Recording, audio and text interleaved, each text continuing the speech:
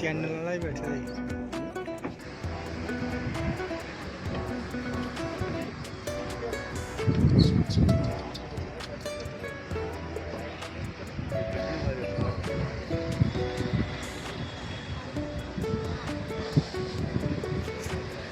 बड़ी अचीवमेंट है जम्मू बाहु फोर्ट के केबल कार की। देखो, मैं आपको बताऊंगा कि माता रानी की कृपा से हम ग्रीन एनर्जी की तरफ जो बढ़ रहे हैं, लगभग 75 लाख की लागत से इस प्रोजेक्ट पर 143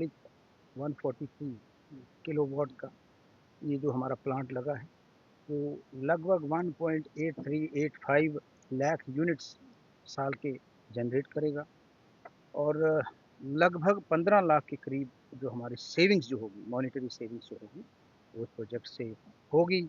CO2 एमिशंस कम करने का जो मिशन है, ये सरकार का भी, ऑनरेबल CM साहब का भी, इस पर हम दिन रात लगे हुए हैं, वो काबू होगा। और 25 साल, लगभग 25 साल के लिए आगे ये प्रोजेक्ट हमारा होगा, आगे भी बढ़ सकता है।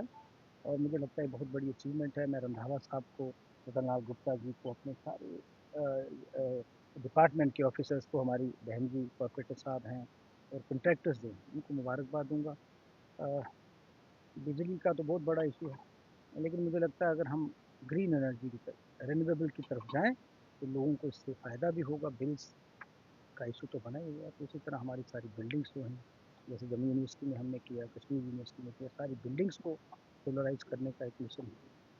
एनवायरनमेंट बचाना, ग्रीन टूरिज़्म को प्रमोट करना इस सरकार का जो मिशन है, और माता रानी की कृपा से हम आहिस्ता आहिस्ता कामयाब होंगे और लोगों को इसका फ़ायदा होगा, रोज़गार सृजन होगा।